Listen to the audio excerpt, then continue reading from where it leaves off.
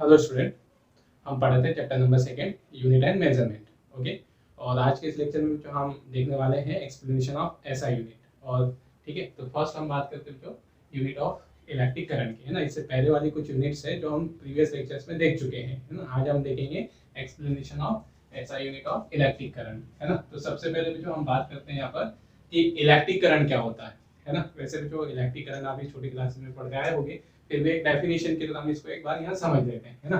तो यहाँ पर जो हमने कहा कि एक कंडक्टर है ना। कंडक्टर तो जैसे आयरन हो गया, कॉपर, एल्यूमिनियम, इस तरह की कोई मेटल जिसमें नंबर ऑफ फ्री इलेक्ट्रॉन्स, है ना, वो ज़्यादा होते हैं, जो ऐसे मटेरियल को हम कंडक्टर कहते हैं। तो इसमें जो फ्री इलेक्ट्रॉन्स हैं, ठीक है, या हम ऐसे कहें तो इसमें चार्ज है, ठीक है। अब हम इस कंडक्टर पर बैटरी कनेक्ट करते हैं ऐसे।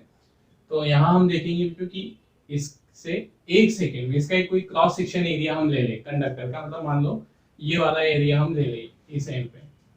ओके, तो यहाँ से 1 सेकेंड में, ठीक है, 1 सेकेंड में जितना चार्ज फ्लो हो जाएगा, अमाउंट ऑफ चार्ज, है ना, 1 सेकेंड में चार्ज की जितनी क्वांटिटी अमाउंट वहां से पास हो जाएगा, तो वहां उसे हम कहेंगे इलेक्ट्रिक करंट। मतलब 1 सेकेंड में फ्लो होने वाले चार्ज की क्वांटिटी के चार्ज के अमाउंट को हम कहते हैं इलेक्ट्रिक करंट, है ना। तो इलेक्ट्रिक करंट की डेफिनेशन ये बनेगी, the amount of charge flows through a cross section area of a conductor in 1 second is called electric current, है ना। ये डेफिनेशन भी हमने लिख दी है इलेक्ट्रिक करंट की, क्योंकि जब हम इलेक्ट्रिक करंट की यूनिट समझने जा रहे हैं तो फिर हमें इलेक्ट्रिक करंट भी मालूम होना चाहिए। तो एक किसी कंडक्टर से 1 सेकेंड में फ्लो होने वाला चार्ज, उसे हम इलेक्ट्रिक करंट कहते हैं, या rate of flow of charge, इसे भी हम इलेक्ट्रिक करंट कहते हैं। तो इलेक्ट्रिक करंट का फॉर्मूला बन जाएगा यहाँ से चार्ज अपॉन टाइम से, है ना। चलिए, अब हम यहाँ पर देख चुके हैं जो एसआई सिस्टम में यूनिट ऑफ इलेक्ट्रिक करंट, है ना, क्या होती है, एम्पियर होती है। और इसे किससे डिनोट करते हैं हम, कैपिटल ए से। ओके, तो ये तो हो गई उसकी बात कि ये हम जो है ना एसआई यूनिट उसकी एम्पियर रहेगी। अब हमने कहा कि 1 एम्पियर करंट कितनी करंट को माना गया, है ना। जैसे यूनिट सिस्टम बनाए गए तो 1 एम्पियर करंट कितनी करंट को कहा गया, उसको अब हम समझते हैं, है ना। ओके, तो अब हम यहाँ डेफिनेशन देख रहे हैं जो 1 एम्पियर करंट की, ठीक है। तो पहले हम 1 एम्पियर करंट की डेफिनेशन को समझ लें, फिर हम उसको, है ना, लिख भी लेंगे, ठीक है। जैसे मान लो जो ये हमारे पास 2 कंडक्टर, ठीक है, 2 कंडक्टर हैं और यहाँ हमने इनमें करंट फ्लो कर दिया। 2 कंडक्टर हमने लिए और इन्हें कहाँ पर रखा, एयर और वैक्यूम में, है ना। एयर में या वैक्यूम में हमने इन्हें रखा है, मतलब सिंपल सा एयर में रखे हुए हैं। इनके आसपास कोई और दूसरा मटेरियल, इनके बीच में कोई दूसरा सब्सटेंस नहीं है ना। तो हमने इन्हें एयर और वैक्यूम में रखा और कितने मीटर की डिस्टेंस पे रखा है, यहाँ 1 मीटर की डिस्टेंस, ठीक है। कैसे कंडक्टर लिए हमने, current carrying conductor. Current carrying conductor मतलब जिनमें करंट फ्लो हो रही है ना, जिनमें करंट फ्लो हो रही है, ठीक है। क्या माना हमने, 2 current carrying conductor kept at a separation of 1 metre in air और वैक्यूम, ठीक है। अब यहाँ पे एक बात ध्यान दें, आपने 10th क्लास में पढ़ा होगा मैग्नेटिक इफेक्ट ऑफ करंट, है ना, या नहीं पढ़ा होगा या भूल गए हो तो कोई प्रॉब्लम नहीं है, सिर्फ डेफिनेशन जैसे याद रखें। हम 12th क्लास में से और डिटेल में पढ़ने वाले हैं मैग्नेटिक इफेक्ट ऑफ करंट को। तो यहाँ ऐसे ध्यान दें कि ये करंट है, ठीक है, ये कंडक्टर है, इसमें करंट फ्लो है, तो ये कंडक्टर अपने आसपास क्या बनाएगा, मैग्नेटिक फील्ड, ठीक है ना। क्या काम है कि ये कंडक्टर मैग्नेटिक फील्ड बनाएगा, ओके। और जब हम मैग्नेटिक फील्ड में किसी दूसरे कंडक्टर को रखते हैं, मतलब 2 बातें ध्यान दें कि ये कंडक्टर है जो करंट कैरिंग कंडक्टर, तो ये अपने आसपास क्या बनाएगा, मैग्नेटिक फील्ड, है ना, ओके। और ये मैग्नेटिक फील्ड है, इसका दूसरा पार्ट हम बात कर रहे हैं। इस मैग्नेटिक फील्ड में, ठीक है, अगर हम किसी करंट कैरिंग कंडक्टर को रख देते हैं, मतलब पहली बात तो ये है कि current carrying conductor magnetic field generate करेगा, है ना, प्रोड्यूस करेगा। और दूसरी बात ये है कि हम मैग्नेटिक फील्ड में किसी कंडक्टर को रखते हैं, तो कंडक्टर पर क्या लगेगा, फोर्स लगेगा। क्लियर है यहाँ तक, ठीक है। मतलब मैग्नेटिक फील्ड के कारण वहां पर कंडक्टर पर फोर्स लगने लगता है। तो अब यहाँ देखिए जो, ठीक है, बात ये तो समझ में आ गई कि फोर्स क्यों लगने लगता है। ये फर्स्ट कंडक्टर है, ये अपना मैग्नेटिक फील्ड बनाएगा, ओके।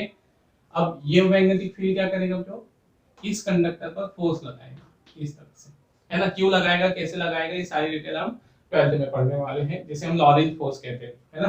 तो ये इस पर फोर्स लगाएगा।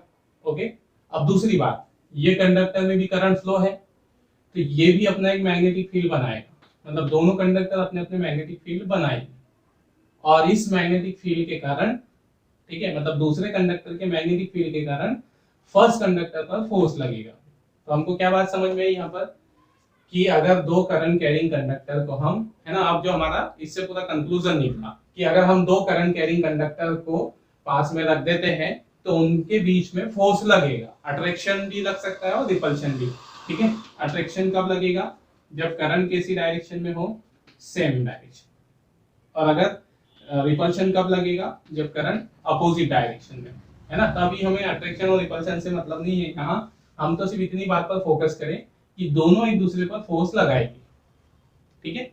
अब हमने उस फोर्स की जो वैल्यू है, जो उस फोर्स की जो वैल्यू है वो डिपेंड करती है करंट पर, मतलब ये बात तो हमने कही थी कि ये फोर्स, ये करंट, ये कंडक्टर इस पे फोर्स लगाएगा, ये कंडक्टर इस पे फोर्स लगाएगा, तो वो कितना फोर्स लगाएगा वो डिपेंड करेगा मैग्नेटिक फील्ड पर, मैग्नेटिक फील्ड डिपेंड करेगा करंट पे। तो हम डायरेक्टली कह देते हैं कि ये जो फोर्स लगेगा वो किस पर डिपेंड करेगा, दोनों कंडक्टर में फ्लो होने वाली करंट की वैल्यू पर। ओके, अब अगर हम इस फोर्स को मीजर करते हैं, अगर हम इस फोर्स को मीजर करें, है ना, कौन से फोर्स को, इन दोनों पे लगने वाले, ठीक है। अगर ये फोर्स 2 इंटू 10⁻⁻7 न्यूटन होता, न्यूटन पर मीटर होता, ओके, ये न्यूटन बोलते, तो इन दोनों में जो करंट फ्लो होगी वो डेफिनेटली कितनी एम्पियर होगी, 1 एम्पियर। क्लियर, यहाँ पे फिर से रिपीट कर देते हैं, हमने क्या किया है, यहाँ हमने दो कंडक्टर लिए, if two current carrying conductor kept in air और vacuum at separation of 1 metre, है ना। यहाँ तक हम डेफिनेशन लिख देते हैं पहले,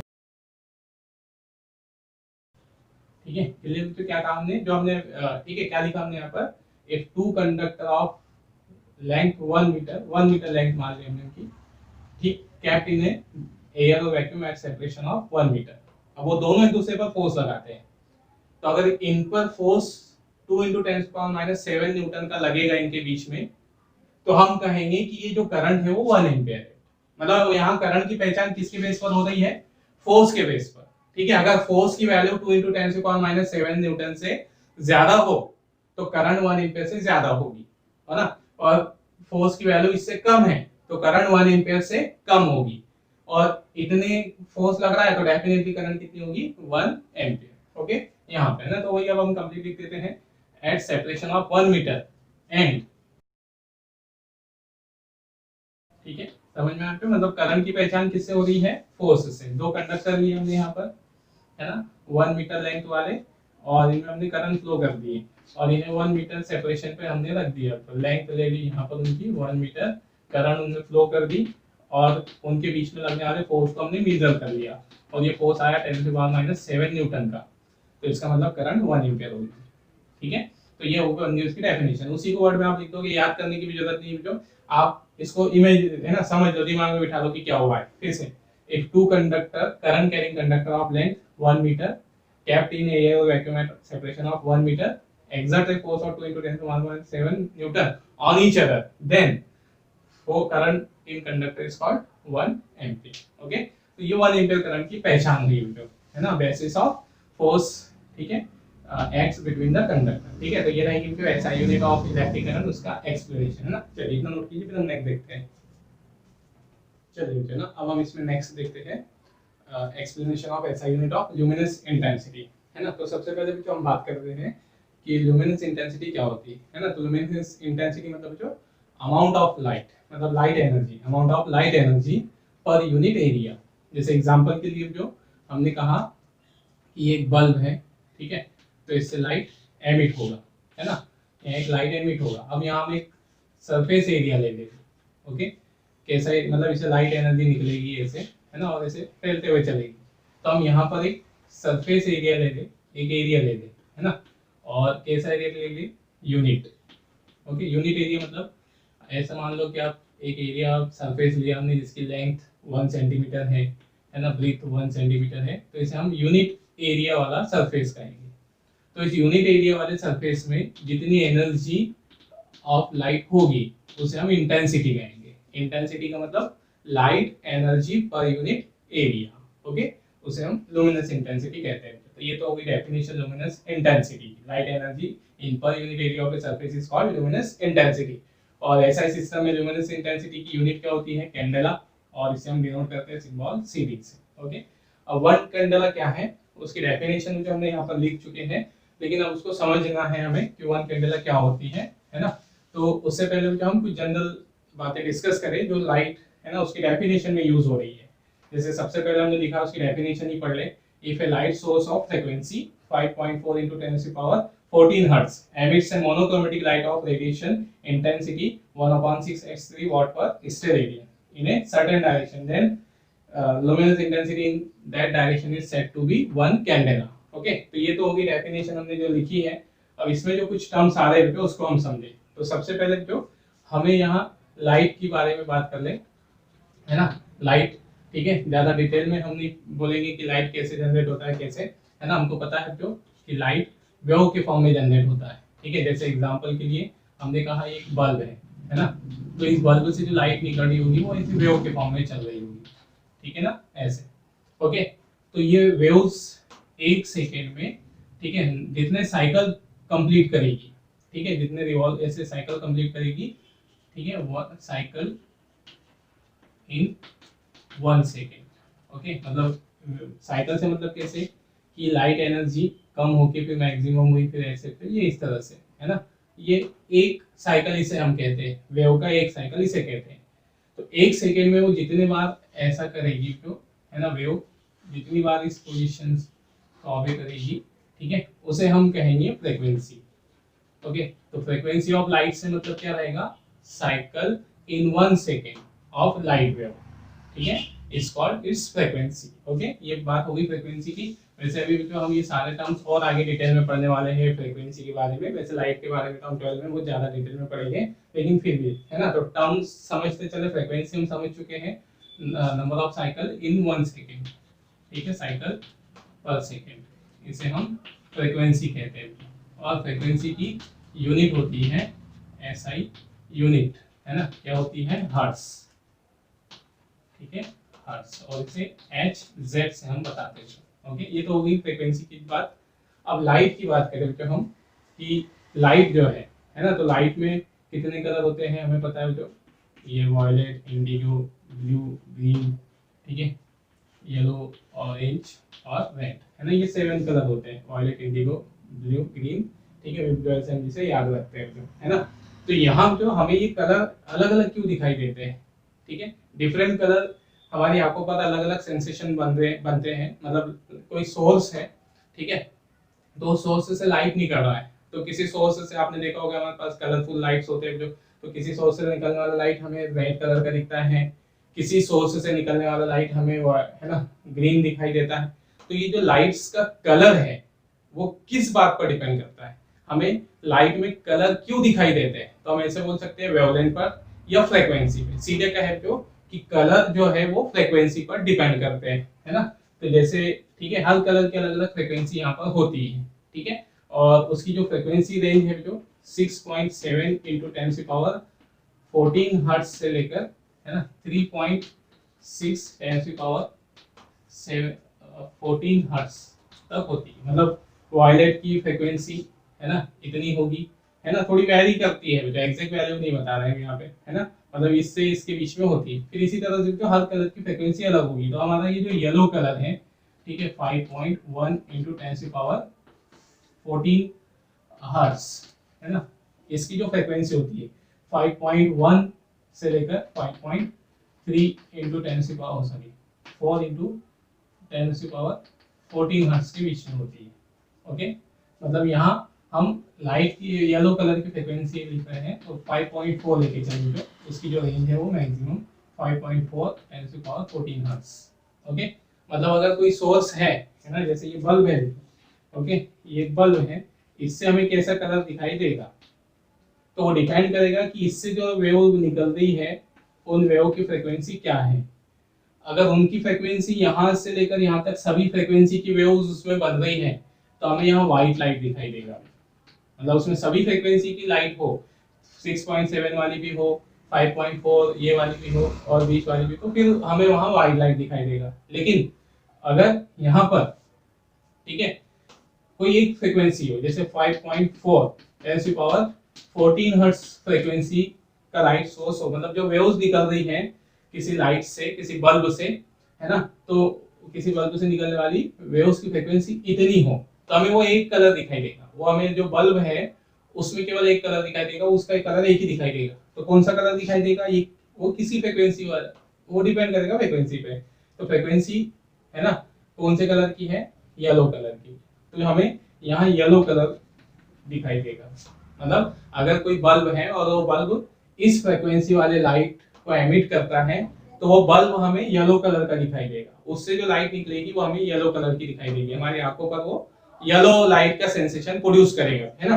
तो अगर हमारे पास देखना, तो अब हमारे पास अगर कोई ऐसा लाइट बल्ब है, ऐसा लाइट सोर्स है, बल्ब से मतलब लाइट सोर्स से मतलब जो लाइट जनरेट कर रहा हो, ऐसा लाइट सोर्स है जो एक सिंगल कलर का लाइट बना रहा हो, जैसे येलो कलर का बना रहा हो, ग्रीन कलर का बना रहा हो, कोई भी कलर एक ही कलर का बना रहा हो, तो उसे हम कैसा लाइट सोर्स बोलते हैं, मोनोक्रोमेटिक लाइट सोर्स, है ना। क्या बोलते हैं हम उसे, मोनोक्रोमेटिक लाइट सोर्स उसे हम बोलते हैं। तो अगर हमारे पास कोई एक बल्ब हुआ है, कोई एक, है ना, लाइट सोर्स हुआ जो इतनी फ्रीक्वेंसी का लाइट बना रहा है, एक ही फ्रीक्वेंसी की लाइट वेव बना रहा है, ठीक है, तो उसे हम मोनोक्रोमेटिक लाइट सोर्स कहेंगे। ठीक है, ये लाइट की बात होगी तो यहाँ पर, है ना। अब चलो ये बात होगी लाइट से, हम लाइट से रिलेटेड डिस्कशन हमने कर लिया, फ्रीक्वेंसी से डिस्कशन। अब हम स्टेरे हमें किसकी बात कर रहे थे, एंगल की, है ना। तो एंगल में जो दो तरह के एंगल होते हैं, प्लेन एंगल और सॉलिड एंगल, ठीक है, ये हम पढ़ने वाले हैं अभी नेक्स्ट लेक्चर में, प्लेन एंगल और उनकी यूनिट्स भी हम पढ़ेंगे एसआई सिस्टम में, है ना। बस अभी यहाँ थोड़ा सा हम इस सॉलिड एंगल किसे कहेंगे उसकी बात कर रहे हैं हम, तो और प्लेन एंगल किसे कहेंगे, है ना। तो यहाँ देखिए जो कि प्लेन एंगल किसे कहेंगे, ठीक है, प्लेनर एंगल बोलते हैं ये प्लेन एंगल। जैसे हमने कहा कि ये एक लाइन है, सिर्फ एक लाइन, ओके, ओनली ए लाइन, ठीक है। अब ये लाइन किसी पॉइंट पर एक एंगल बना रही होगी, ये वाला, तो वो एंगल इस प्लेन में ही होगा, है ना। ये ऐसी लाइन कंसीडर कर लो आप, ये ऐसी लाइन है, सिर्फ लाइन इस पे, तो ये यहाँ पर एक एंगल सब्टेंड कर रही है। तो लाइन के थ्रू जो एंगल बनेगा उसी पे एक प्लेन में रहेगा ऐसा, है ना। तो इसको हम प्लेन एंगल कहेंगे, ठीक है। अगर कोई आर्क, ठीक है, कोई आर्क या कोई लाइन यहाँ पर एंगल सब्टेंड कर रही है तो उसे हम प्लेन एंगल कहेंगे, ओके। यहाँ जो एंगल बनेगा उसे प्लेन एंगल कहेंगे और उसे हम रेडियन में मेजर करते हैं, उसकी वैल्यू रेडियन में बताते हैं, हम आगे पढ़ेंगे। और सॉलिड एंगल कब कहेंगे कि अगर एक कोई सरफेस हो, जो सरफेस हो, जैसे हमने यहाँ पर एक, है ना, एक ऐसा कवर ले लिया, जो एक सरफेस ले लिया, तो ये जो सरफेस एंगल बनाएगा, है ना, इसे हम सॉलिड एंगल कहेंगे, ठीक है। सॉलिड एंगल,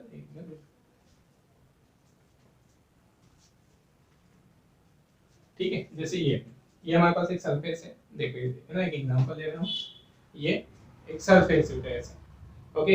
ये सरफेस एक एंगल बनाएगा, इसके अगर यहाँ से हम इस पर क्या सब्टेंड करें, ये देखो यहाँ से एक लाइन डाले ऐसी, है ना, तो ये यहाँ पर जो सरफेस के थ्रू जो एंगल बनेगा उसे हम क्या कहेंगे, ठीक है ना, उसे जो हम क्या कहेंगे, उसे हम प्लेन एंगल, सॉलिड एंगल कहेंगे, ठीक है। इस तरह से, या आप ऐसे समझ सकते हो ऐसा, ठीक है। ये हमने एक कोन बना दिया, है ना।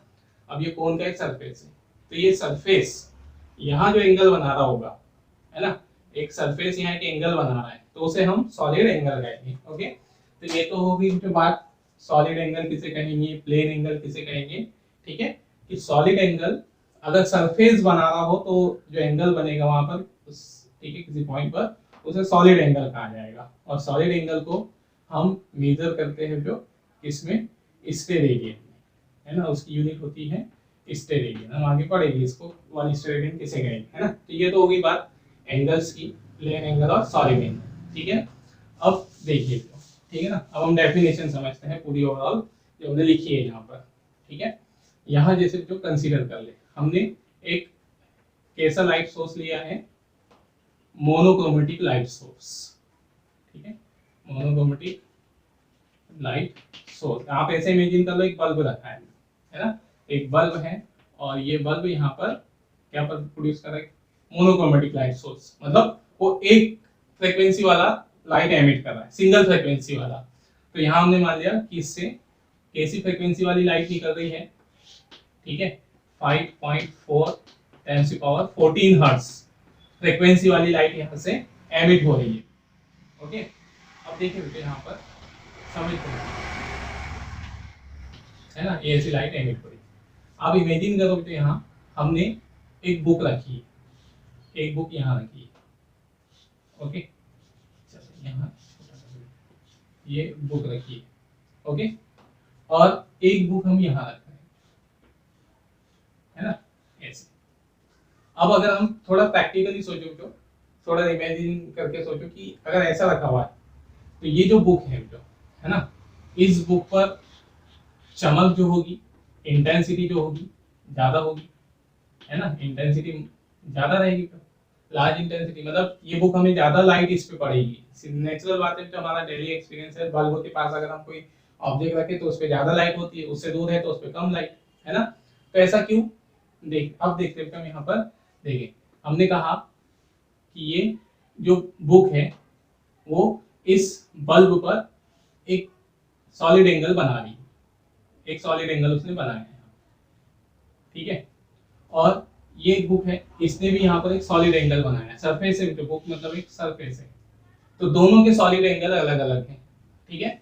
तो सॉलिड एंगल अगर कम होते जाएगा, कम होते जा रहा है ना, एंगल देखो, इसका सॉलिड एंगल छोटा है, इसका सॉलिड एंगल बड़ा है, तो ये सेकेंड पोजीशन का सॉलिड एंगल और ये फर्स्ट पोजीशन का। तो एक बात तो क्लियर आ गई यहाँ पर कि अगर कोई ऑब्जेक्ट है तो उस पर जो इंटेंसिटी होगी, लाइट की इंटेंसिटी, वो उसके थ्रू बनने वाले, है ना, उसके थ्रू बनने वाले सॉलिड एंगल पर डिपेंड करेगी कि उस पर कितनी लाइट इंटेंसिटी है ना। तो हमको ये समझ में आया कि किसी ऑब्जेक्ट पर जो इंटेंसिटी ऑफ लाइट है वो उसके थ्रू बनने वाले सॉलिड एंगल पर डिपेंड करेगी। सॉलिड एंगल कम होते चलेगा, इंटेंसिटी कम होती चलेगी, ठीक है। तो अब यहाँ पर देखें, तो अब हमें कैसा सॉलिड एंगल लेना है, ये हमने एक सरफेस इस जगह रखा, समझना यहाँ पे हमने एक लाइट सोर्स लिया, मोनोक्रोमेटिक लाइट सोर्स, जो कितनी फ्रीक्वेंसी वाला, जो 5.4 × 10⁻14 हर्ट्ज फ्रीक्वेंसी वाला लाइट एमिट कर रहा है, मतलब ये फ्रीक्वेंसी येलो लाइट की होती है। जो अब ये फ्रीक्वेंसी ही क्यों ली, येलो लाइट ही क्यों ली, दूसरी लाइट भी तो ले सकते। तो एक्चुअल में तो येलो लाइट और ये फ्रीक्वेंसी लेने का रीजन ये है कि ये लाइट हमको इजीली दिख जाता है। जैसे आप खुद इमेजिन करिए, यहाँ पे वायलेट, इंडिगो, है ना, इसमें से ज्यादा ब्राइट कलर कौन से है, तो हमारे ब्राइटेस्ट कलर यहाँ येलो, ग्रीन, ऐसी ये थोड़े डार्क कलर होते हैं, वायलेट ऐसा। तो येलो कलर हमें इजीली दिखाई देता है, इसकी सेंसिटिविटी ज्यादा होती है हमारी आंखों के ऊपर, तो इसलिए हमने येलो कलर चुना है वन कैंडेला को डिफाइन करने के लिए। तो वन कैंडेला को डिफाइन करने के लिए हमने ये फ्रीक्वेंसी ही क्यों ली, तो रीजन समझ में आ गया आपको, क्योंकि ये फ्रीक्वेंसी येलो कलर की होती है और येलो कलर हमारे लिए इजीली सेंसेबल होता है, हमें इजीली वो दिख जाता है।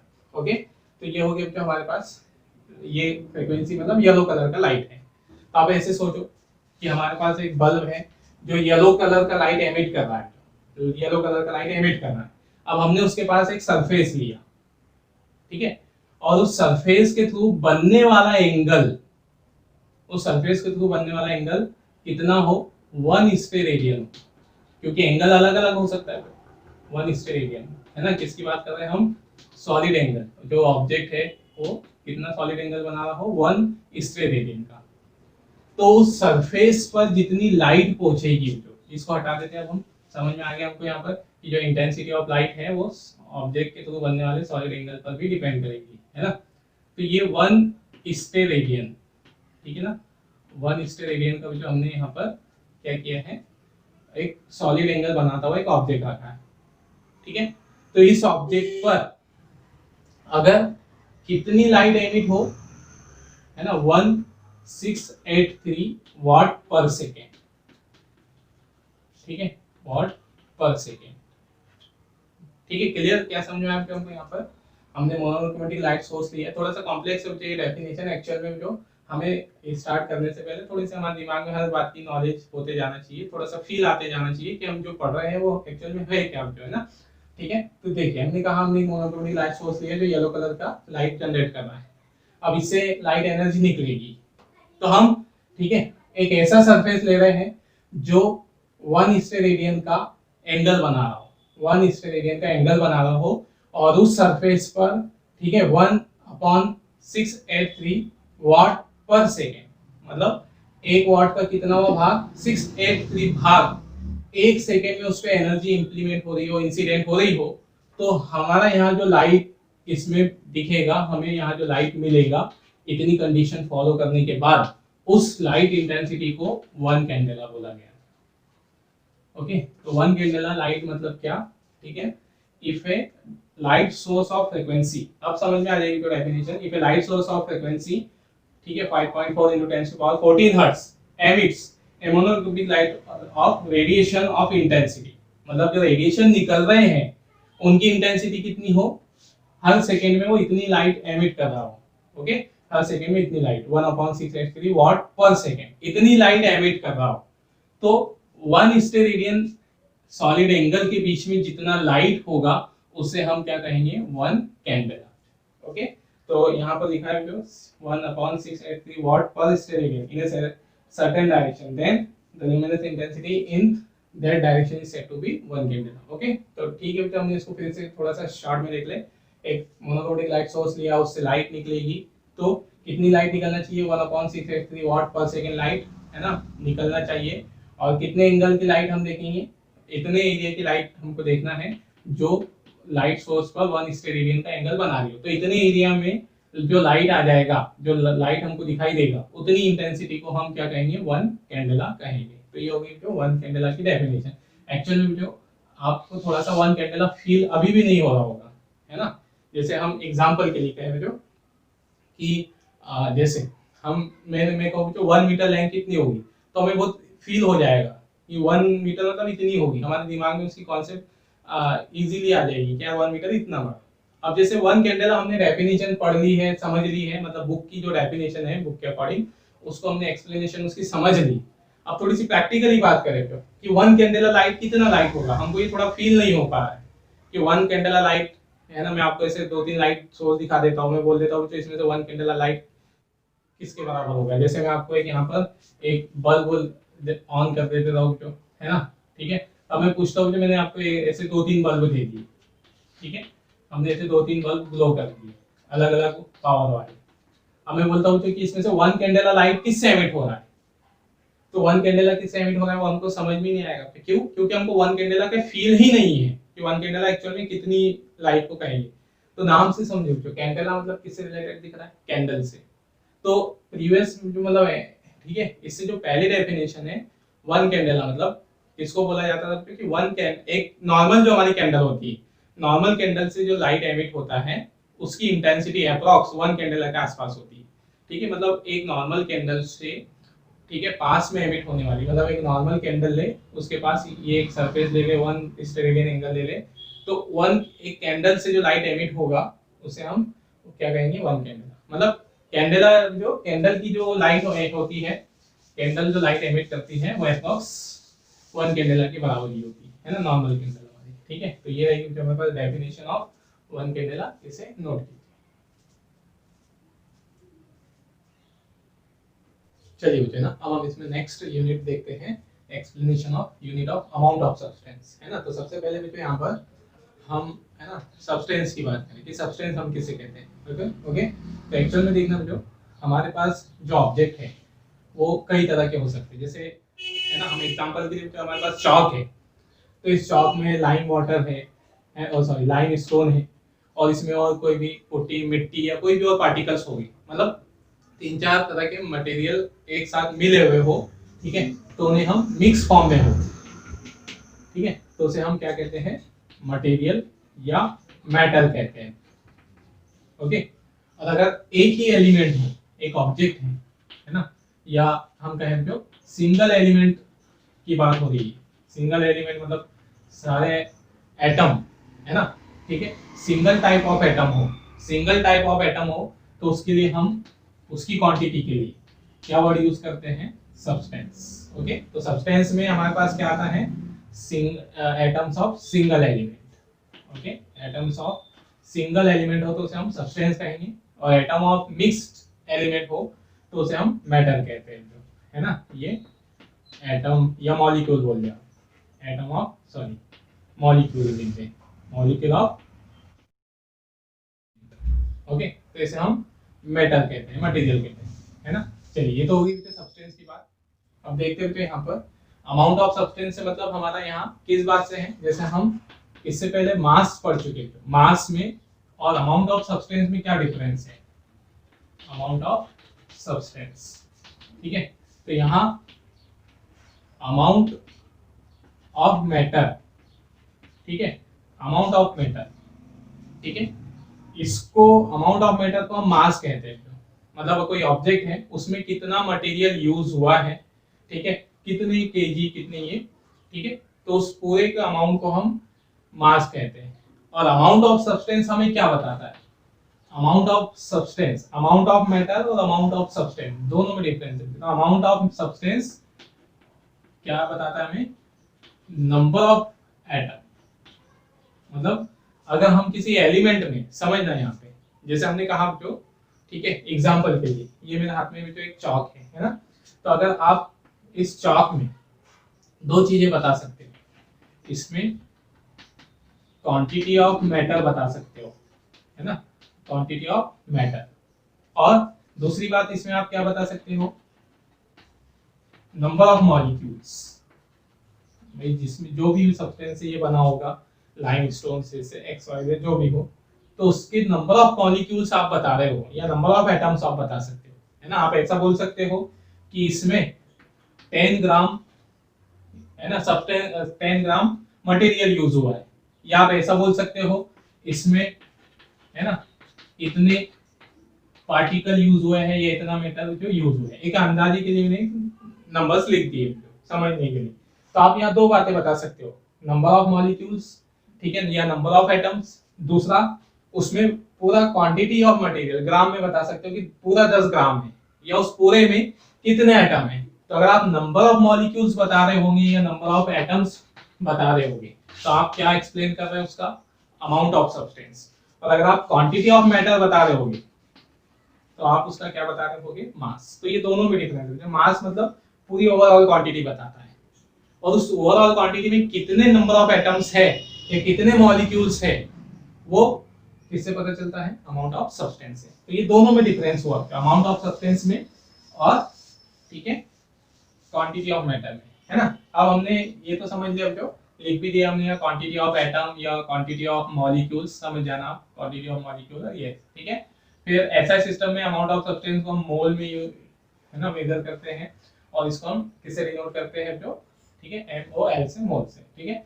अब 1 मोल, ठीक है, कितने अमाउंट को कहा गया, जैसे देखना होते हैं यहाँ पर, है ना, नंबर ऑफ ऑब्जेक्ट, ठीक है, समझना है यहाँ पे। जैसे मैंने कहा जो हमारे पास कोई ऑब्जेक्ट है, कोई भी है ऑब्जेक्ट, ठीक है, हमारे पास कप है, ओके, तो हमारे पास जो 12 कप है, 12 कप है, तो आप इसको क्या बोल दोगे, 12 कप मतलब 1 डजन, है ना। ये सुना है ना हमने, डजन, हम जैसे जो बनानास खरीदते हैं तो जनरली जो कॉमन आपने वही सुना होगा, इतने डजन ऐसा, तो उसमें 1 डजन में कितने क्वांटिटी आती है, जो 12, है ना, 12 ऑब्जेक्ट आएंगे उसमें, जो भी आप ऑब्जेक्ट ले रहे हो, जो भी आप चीज ले रहे हो, उसमें उसकी क्वांटिटी कितनी होगी, 12 ले रही। तो अगर 12 है तो हम कितना बोल देंगे उसको, 1 डजन, है ना, एग्जांपल के लिए, ठीक है। तो आप यहाँ बोल दो, जैसे किसी नंबर ऑफ एटम बोल दो आप, किसी सब्सटेंस में नंबर ऑफ एटम 12 एटम है, समझने के लिए भी तो मैं 12 एटम लिखा हूं, तो आप उसमें बोलोगे कितने एटम है, 1 डजन एटम, है ना, क्या बोलोगे आप उसमें, 1 डजन एटम, ओके, ये बोल दोगे, है ना। अगर मतलब समझने के लिए कि 12 एटम है हमारे पास, या 12 मॉलिक्यूल है ना, ठीक है, तो हम बोल देंगे 1 डजन एटम है या 1 डजन मॉलिक्यूल है। अब यहाँ देखो, मैं इतना लिखता हूँ, 6.02 10 की पावर 23 एटम हो या मॉलिक्यूल हो, तो इसके लिए हमने इस नंबर के लिए, है ना, इसको क्या नाम दिया, जैसे हमने 12 है, क्वांटिटी 12 है, तो उसके लिए हमने डजन नाम दे दिया। और अगर हमारे पास नंबर ऑफ एलिमेंट्स या number of entities, number of object इतने हो या नंबर ऑफ एटम हो, तो फिर इसको हम क्या कहेंगे, तो इसके लिए हमने नाम रख दिया मोल, इसको हम बोल देंगे 1 मोल। सिंपल सा, है ना। मतलब यहाँ सीधे सीधे तो इतने नंबर ऑफ एटम रहे किसी मटेरियल के, तो हम बोलेंगे वो कितना है, अमाउंट ऑफ सब्सटेंस कितना है, 1 मोल है। ओके, ठीक है ना। फिर से तो अगर किसी सब्सटेंस में इतने एटम हो, है ना, तो उसे हम 1 मोल सब्सटेंस कहेंगे। किसी सब्सटेंस में इतने एटम हो, इतने मॉलिक्यूल हो, ठीक है, तो या इतने आयंस हो, तो उसे हम 1 मोल सब्सटेंस कहते हैं। तो 1 मोल सब्सटेंस मतलब 1 mole substance is that amount of substance in which number of atoms is equal to the 6.0 to 10 power 23, या इसे हम इस नंबर को जो क्या नाम बोलते हैं, एवोगैड्रो नंबर, है ना। इस नंबर को हम एवोगैड्रो नंबर से याद रखते हैं। तो 1 mole substance is equal to that amount of substance in which number of atom is equal to the Avogadro number। ये सिंपल सी डेफिनेशन है ना, कि 12 एटम हो तो हम बोल देंगे 1 डजन एटम है। ये एक एग्जांपल मैंने आपको दिया। अगर इतने एटम्स हो, ठीक है, क्योंकि एटम इतनी क्वांटिटी में नहीं हो सकते, वो ज्यादा ही हो गए, ठीक है ना। तो अगर इससे ज्यादा इतने एटम रहे तो उसे हम 1 मोल सब्सटेंस कहेंगे, ठीक है। तो वही डेफिनेशन लिखिए, 1 mole is that amount of substance in which the number of its component atom is equal to the 6.0 to 10 power 23, which is called Avogadro number। Okay, या दूसरी बात जो हम, आप उसको ऐसा भी बोल सकते हो कि, ठीक है, अगर हमारे पास अमाउंट ऑफ सब्सटेंस है, मतलब हमारे पास कोई सब्सटेंस है, उसका अमाउंट ऑफ सब्सटेंस कितना हो, मतलब उसमें नंबर ऑफ एटम कितने हो, atom is equal to the atom of 0.012 kg carbon 12। मतलब हमारे पास जो ऐसे, मतलब कोई सब्सटेंस है और उस सब्सटेंस में उतने ही नंबर ऑफ एटम हैं जितने की कार्बन 12 के 0.012 kg में, ठीक है। कार्बन 12 के 0.012 kg ये किलोग्राम में जितने एटम होंगे, ठीक है, उतने ही एटम अगर उस सब्सटेंस में भी हो, तो सब्सटेंस को हम क्या कह देंगे, 1 मोल। तो 1 मोल का मतलब ये हुआ, है ना। तो 1 मोल की डेफिनेशन फिर दो तरह से डेफिनेशन कर सकते हैं। 1 mole is that amount of substance in which number of atom is equal to the number of atom, ठीक है, sorry, in which number of atom is equal to the number of atom in, या number of atom of 0.012 kg of carbon 12, है ना, यही नहीं रहेगा।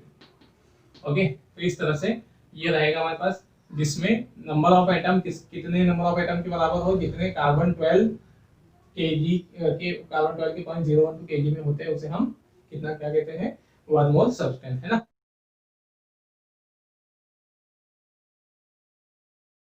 चलिए, तो ये रहेगा हमारे पास explanation of SI unit. Okay.